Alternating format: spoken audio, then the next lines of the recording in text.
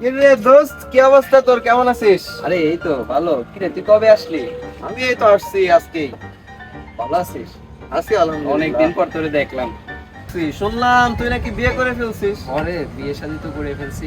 মনে কর যে 7 বছর ধরে প্রেম করি, এখন বিয়ে শাদী না করলে এলাকায় একটা দুর্নাম।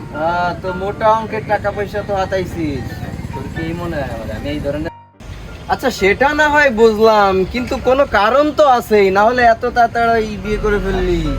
আরে কারণ তোর কি আমার দেখে এই মনে হয় আমি কি ওই ধরনের ছেলে? না হতে পারি, আমি বেকার, হয়তো বা চাকরি বাকরি করি না এখন। এত বছর ধরে প্রেম করছি, ফেলাই দিতে পারি? তারপরে ও তো ভালো, অনেক ভালো একটা মেয়ে, বুঝছিস? এটাই তো দোস্ত আমাদের সুস্থ সমাজের অসুস্থ ব্যবস্থা, বুঝলি? 7 বছর যখন প্রেম করলাম, তখন মানুষের মুখে সমালোচনার ঝড়, প্রেম করলে খারাপ। আর এখন বিয়ে করছি, এখনো সেই একই সমালোচনা, মানে বেকার, পকেটে ছেলে। কিন্তু আসলে আমাদের এই সুস্থ সমাজের যে চিন্তা ভাবনাটা, ওইটা তো আমরা আসলে ভাবিনি। ওইভাবে ভাবলে বাস্তবতা আমি যেটা করছি এটাই ঠিক। আমি কি নাফিস সাহেব, তানভীর সাহেব, কি ঠিকঠাক ভুলভাল? আসসালামু আলাইকুম। ওয়ালাইকুম ভালো আসসালাম। আছেন? বড় ভাই বসেন, নাফিস বসেন। সাহেবের তো অবস্থা খারাপ, এলাকাটা একদম নরক বানাই ফেললা। কে ভাইজান? তুমি বলে ফকির উদ্দিনের মায়েরা বিয়ে করছো, 2 দিন পরে তো খাইতে পারবা না, পড়াইতে পারবা না, দিবা তো লাথি মেরে খেদায়, মেয়েটার জীবনটা তো নষ্ট করে দিবা মিয়া। আরে আজিজ ভাই, আপনার এত টেনশন কেন? বিয়ে করছে ও, খাবে ও, আপনার এত কিসের টেনশন? ভাই এই তো তোমাদের ছোট মানুষের বুদ্ধি কম। এলাকায় সম্মানিত ব্যক্তি আমি, আমি তোমাদের ভালো মন্দ বুঝাইতে পারবো না, তাইলে এত কথা কও কি? আমি তো জানি যে তোমরা কি করবা ভবিষ্যতে, এটা তো আমার জানা আছে, বুঝো ভাইজান নাই? বসেন, আপনি বসে আচ্ছা ঠিক আছে।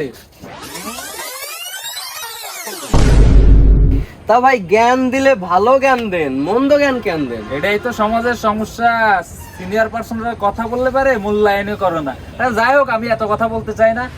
তো নাফিস সাহেব, 6 মাস আগে যে তুমি আমার কাছ থেকে 10,000 টাকা নিছিলে, শুধু কি বিয়ের চিন্তা করলে হবে?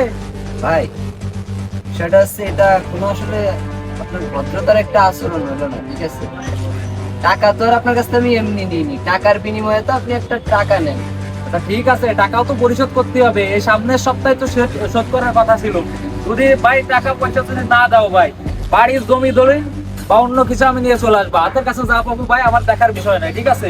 বিয়ে শাদী করে খুব চিল উড়ে আসো, টাকা দিয়ে টাকা খায় বসে আছো, টাকা দেওয়ার তো খবর নাই না? ভাই এটা কি একটা ব্যবহার হলো? এটা কোন ব্যবহার করবো? টাকা খাইছো, টাকা দিবা না তুমি? ভাই, টাকা পয়সার লেনদেন আলাদা জিনিস, কিন্তু ন্যূনতম তো একটা ভদ্রতা বজায় রেখে কথা বলা চুপ উচিত। করো, ভদ্রতা আমারে শেখায় না। এলাকার সব চারপাশের লোকজন আমার কাছে আসে, আমি একটা সম্মানিত লোকজন, বোঝো নাই? তুমি আমার ভদ্রতা শিখাও মিয়া। আপনি আসলে নিজেরে ভাবেন কি? এই উচিত কথা কইলে তো তোমাদের মতো পোলাপান রিয়াক্ট করে বেশি, বোঝো না? টাকা খাইছো, টাকা দিতে পারো না, আবার বিয়ে করে বসে আছো, 2 দিন পরে বউরা লাথি মেরে খেদাই দিবা, এগুলো তো আমরা বুঝি না মিয়া? আচ্ছা ঠিক আছে ভাই, আমি টাকাটা আপনার ব্যবস্থা করে দিয়ে দিব, কিন্তু আপনি আমার পার্সোনাল বিষয় নিয়ে আপনি করতে পারেন না। আপনি তো এসেই শুরু করছেন পার্সোনাল বিষয়। এখানে আমরা 2 বন্ধু মিলে আমি আমি আমি কথা বলতেছিলাম ওর সাথে, আপনি এসে যেসব বিহেভ করলেন, যেন আপনি মনে হয় আমার কাছে। আরে পোলাপান, এই অত্র এলাকায় জ্ঞানের ভান্ডার আমি, মানুষের উপকারের জন্য অর্থের ভান্ডার আমি, সম্পদশালী। আমার মতো 2-3 জন অত্র এলাকায় দেখাইতে পারবি না। তো কথা হচ্ছে এটাই, তুই বেকার পোলাপান, তুই টাকা নিছিস, টাকা ঠিক টাইমে দিবি, মাথায় সেভ করে রাখিস, ঠিক আছে? তোর মতো এরকম বেকার বকাটে ছেলের কাছ থেকে জ্ঞান তো দূরের কথা, কথা বলার প্রয়োজন বোধ করি না। আচ্ছা ভাই হইছে, আর আমার এত অপমানের মানে কোনো প্রশ্ন আসে না। আপনি আপনার কাজে যান, আপনার টাকা আপনি সময় মতো পাইয়া যাবেন, ঠিক আছে? সুদে আসলে পাইয়া যাবেন, মানে আপনি কি চান তো বুঝি, ঠিক আছে? আর আপনার নজর কোন দিকে ওইটাও আমার মাথায় আছে, ঠিক আছে? মিয়া বিয়ে বয়স হয়ে গেছে 40 পার, করেন নাই বিয়ে, খালি অর্থ সম্পদ বানাইছেন, এগুলা দিয়ে কি আপনি মাটির তলে সব নিয়ে না যাবেন না না নাকি? না, আমি এত কথা শুনতে চাই না, আমার টাকাটা পাইলে হইলো ভাই, ব্যাস। ভাই টাকা আমি এমনি নিই না, ঠিক আছে? টাকার বিনিময়ে টাকা দিই আপনাকে। এটা মাথায় থাকে না? ওই তো আপনার বললাম তো, সময় মতো পাইয়া যাবেন। আমার ফালতু আপনার সাথে কোনো বলার ই নেই।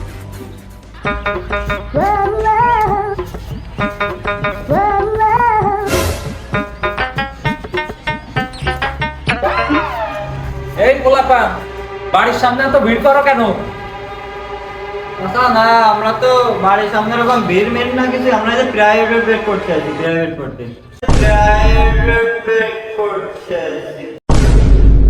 এই বাড়ির মায়ের সাথে কারোর সাথে কি ইটিস পিটিস চলে নাকি? না কাকা, কি কন, আমরা প্রাইভেট করতে আছি কাকা। যে দিনকাল পড়ছে বাকি সাহেব বিয়ে করে দিই, নাহলে আমার মায়ের ডাকের সাথে তো ইটিস পিটিস করতাম ইয়া।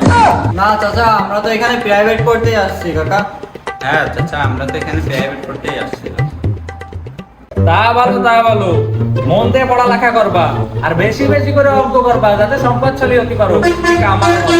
আমি যে এখনো বিয়ে করিনি, আমি যে একজন সুখী মানুষ, মানুষরা এটা কেমনে বুঝাই? মানুষরা আমি বুঝাইতে পারবো না। মানুষ একটা অসুস্থ প্রাণী, আর আমি হচ্ছি জ্ঞানের ভান্ডার জ্ঞান।